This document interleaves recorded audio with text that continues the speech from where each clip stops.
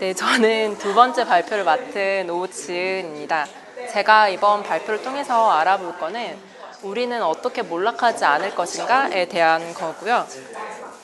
저는 책과 영화를 결합해서 영화를 해석하는 시간을 가질 거예요.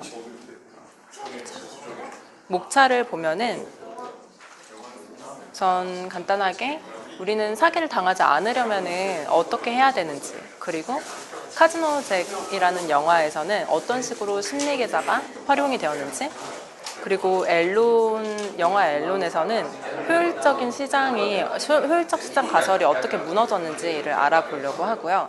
마지막으로 우리가 모두 개인 그리고 사회가 모두 몰락하지 않을 방법은 무엇인지에 대해서 알아보고자 합니다. 시작에 앞서서 사기를 당하지 않으려면 일반적인 상황에서에 대한 사기를 얘기를 하고 싶어요. 저 어렸을 때부터 저희 아버지가 어떻게 하면 사기를 당하지 않을 수 있는지에 대해서 항상 얘기를 해주셨는데, 기본적으로 시중 은행 금리가 2몇 프로 있잖아요. 근데 그 시중 은행 금리 이상을 100% 보장해준다라는 말은 무조건 100% 사기라고 하셨거든요. 왜냐면 100% 보장이 불가능하고, 기본적으로 그 시중금리 이상을 넘어갈 시점부터 리스크 테이킹을 하는 건데, 대부분의 경우 그거를 설명을 해주지 않고 여기서 이제 확정 수익 보면 따박따박 그래서 많은 피해 사례가 있는 걸 볼 수가 있죠. 근데 이렇게 사람들이 당하는 이유는 무엇일까? 이거는 그 똑똑한 사람들의 멍청한 선택에서 나오는 것처럼 우리가 인간이기 때문에 발생을 하는 건데요. 사람들이 다 욕망이 있고, 이런 사기꾼들은 정확하게 그 사람들의 욕망이 무엇인지 파악을 해내서 그들의 어떤 공포감을 내가 너의 공포감을 해결해 주겠다는 식으로 다가와서 이렇게 뒤통수를 치고 합니다. 이런 세상에서 우리는 이콘을 전제로 경제를 해석을 해야 되는지에 대한 의문점을 가질 수 있는데, 그 책에서 리차드 탈러는 이콘이라고 전제를 하면 안 된다라고 얘기를 하고 있고, 이런 멍청한 선택을 많이 하는 사람들이 있는 곳에서 경제학을 어떤 식으로 봐야 되는지에 대해서 얘기를 하고 있습니다. 첫 번째 영화가 카지노 잭인데 다 영화를 보셨죠? 대부분의 경우 영화를 보셨을 텐데, 카지노 잭에서는 실존 로비스트였던 잭 아브라모프의 이야기를 다루고 있습니다. 이 사람은 당시에 공화당 의원이나 이제 부시 전 대통령까지 해서 막강한 정치 실세들을 자기가 주무르면서 승승장구한 로비스트인데요.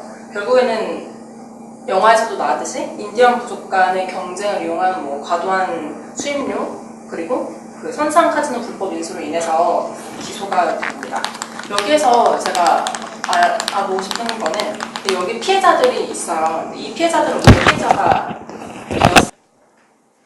피해자들은 왜 피해자가 되었는지, 그리고 이 주인공인 잭이 결국에는 극단적인 선택까지 하게 되었는데, 이 사람은 왜 그렇게까지 미칠 정도로 사기를 치게 편법을 과하게 활용하게 되었는지에 대해서 알아보고자 합니다.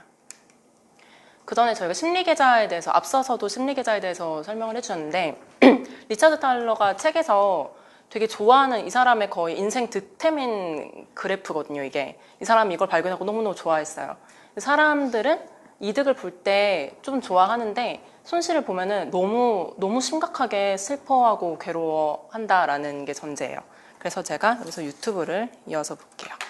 머니볼, 빅쇼트의 저자 마이클 루이스가 썼기에 재미있게 읽을 수 있죠. 카더먼과 트버스키는 사람들이 돈을 잃는 것에 대해 이상하게 반응하는 것을 관찰합니다. 그래서 실험 하나를 설계합니다. 여러분이라면 다음 두 가지 중 무엇을 선택할 건가요? 1. 무조건 5만원 받기. 2. 50% 확률로 10만원을 받거나 하나도 받지 못하기. 이거 어떻게 선택을 하시겠어요? 1번 선택하실 분 손 들어보시겠어요? 무조건 5만원 받기. 많은 분들이 손을 들어주셨어요. 2번 선택하실 분? 두 분이 손을 드셨어요. 이때 대부분은 확실히 돈을 받는 1번을 선택합니다. 그렇다면 다음 중에서는 무엇을 선택할 건가요? 1. 5만원을 무조건 잃기. 2. 50% 확률로 10만원을 잃거나 하나도 잃지 않기. 여기서는 어떤 선택을 하실까요? 1번 선택하실 분? 없어요? 2번 선택하실 분 좀 있죠. 대부분의 사람이 도박을 선택합니다. 왜일까요? 사람들은 손실을 입는 것을 매우 고통스러워합니다. 그래서 기회가 생긴다면 손실을 회피하려 합니다. 도박까지 하면서요. 책 똑똑한 사람들의 멍청한 선택은 이를 그래프로 보여줍니다.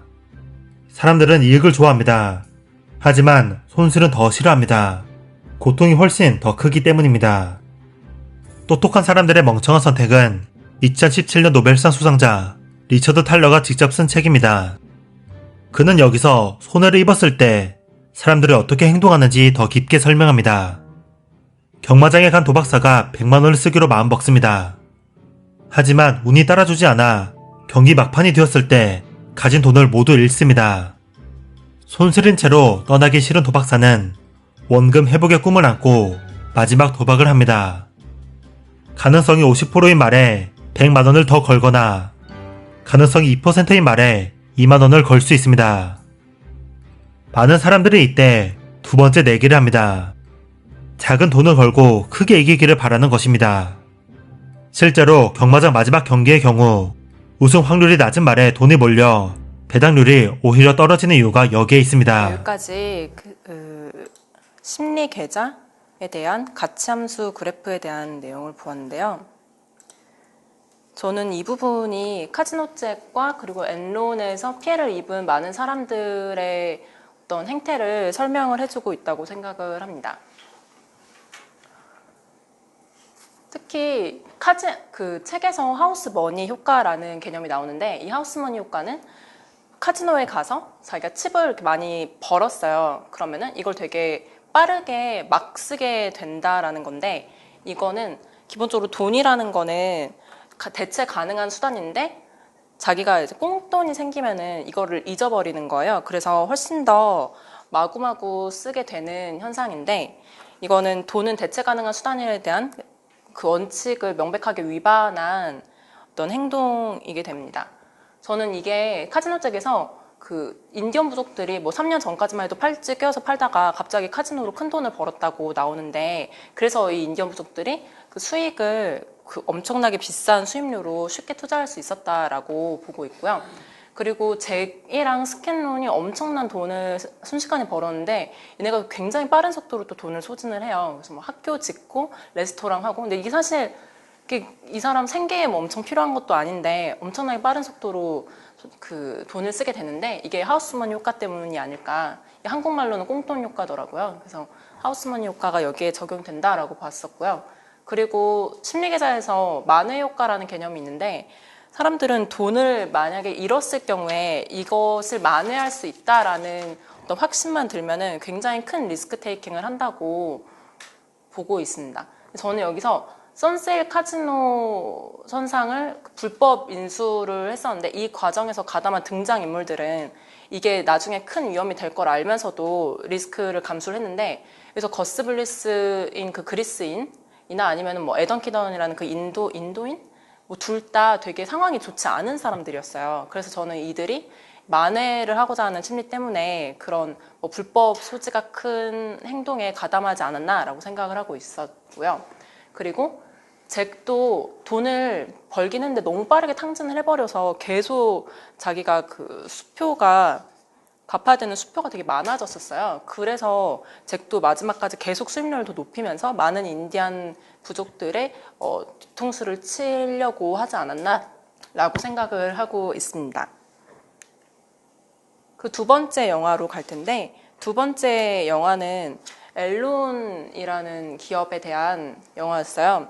여기서 엘론은 거의 미국 역사상 최대의 스캔들을 기록을 했고, 거의 7대 기업에 속하는 기업이었는데 순식간에 무너졌죠. 여기서 그 연간 1,000억 달러의 매출을 기록하고 정직원만 22,000명을 고용하고 있었던 회사가 어떻게 이렇게 무너질 수 있었는지, 그리고 여기에서 피해자들이 어마어마하거든요. 그래서 그 투자자들 그리고 실제 고용이 되어 있었던 직원들 모두가 엄청난 피해자가 됐는데, 그들이 왜 이렇게 피해를 입었는지에 대해서 살펴보고자 합니다. 여기서 들어가기 전에 효율적 시장 가설에 대한 점을 보고 싶은데, 그 유진 파마라고 시카고학파 경제학에서 굉장히 유명하신 분이죠. 이 저명한 분인데 이분이 효율적 시장 가설을 얘기를 했어요. 크게 두 가지 골자인데 가격은 굉장히 합리적이고 세상에 공짜 점심은 없다라는 점이에요. 그래서 시장의 모든 정보는 즉각적으로 가격에 반영이 되기 때문에 시장의 가격은 항상 믿어 의심치 않을 수 있고 그리고 그 누구도 시장을 이길 수는 없다라고 주장을 했고요. 행동경제학의 대표 주자인 이 책의 저자 리처드 탈러는 이 효율적 시장 가설에 반박을 하는데 그가 생각하기에 금융시장에서 인간들의 행동 편향이 굉장히 중요한 요소로 작동하고 있어서 사실 시장은 효율적이지 않다라고 얘기를 하고 있어요. 실제로 엘론에서 보면은 정말 시장은 효율적이지 않거든요. 크게 두 가지의 예시가 있는데 첫 번째는 가격은 정당하지 않다라고 볼 수 있어요. 하나의 물건은 하나의 가격을 가져야 되는데 과연 엘론 사태에서 가격이 정당했을까를 살펴보면은 엘론의 주식이 엄청나게 상승을 했었는데 저는 이 부분이 시장의 노이즈, 사람들이 어떤 단기적이고 의미 없는 정보에 반응하는 행태가 반영이 되어서 주식이 거품 속에 있었다라고 보고 있어요. 왜냐면은 엘론의 주가는 굉장히 당시에도 과열이 됐다고 평가를 당했음에도 불구하고 지속적으로 올랐는데 이게 포춘지에서 계속 이 엘론을 엄청 혁신적인 기업이라고 강조를 하고 그리고 특히 그 제프 스킬링이라는 CEO가 되게 말을 잘하고 그리고 자기 회사를 굉장히 잘 꾸며내는 CEO였어요.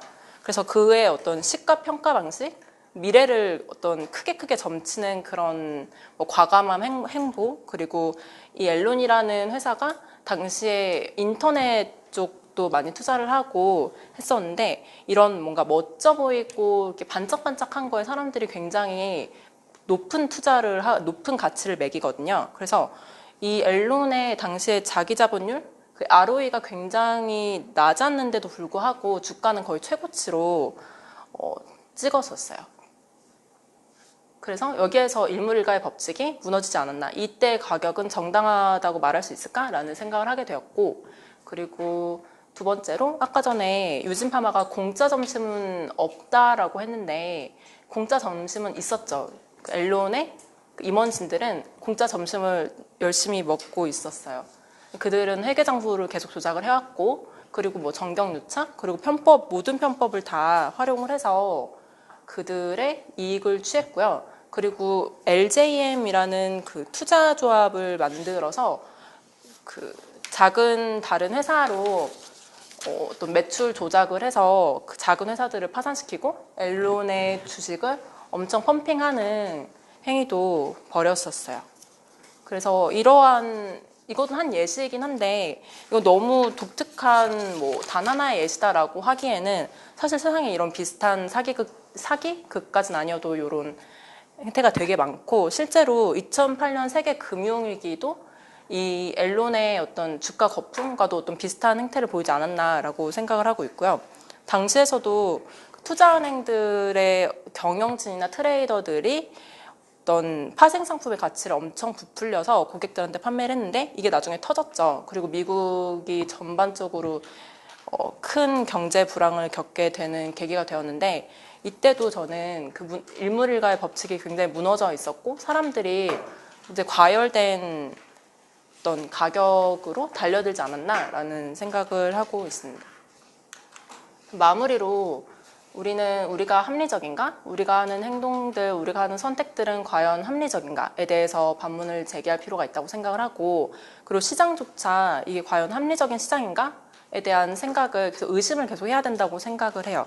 제가 가장 마음에 들었던 책의 구절이 있는데 시장이 합리적이지 않다라고 해석을 해야지만 특히 정책 결정자들이 그에 맞는 어떤 정책이나 어떤 조치를 취할 수 있는데 시장은 합리적이야 가격은 항상 오라라고 믿어버리는 순간 되게 파국에 치달을 수가 있거든요. 왜냐면은 시장이나 경제를 구성하는 거는 결국 이콘이 아니라 멍청한 선택들을 하는 많은 개인이기 때문에 굉장히 위험할 수 있어서 그런 민간 분야에 대한 끊임없는 관찰을 하고 예의주시를 하는 어떤 정부가 돼야 되지 않나라고 리차드 탈러는 말하고 있고 저도 이 점에 공감을 했습니다. 여기까지 저의 발표였습니다.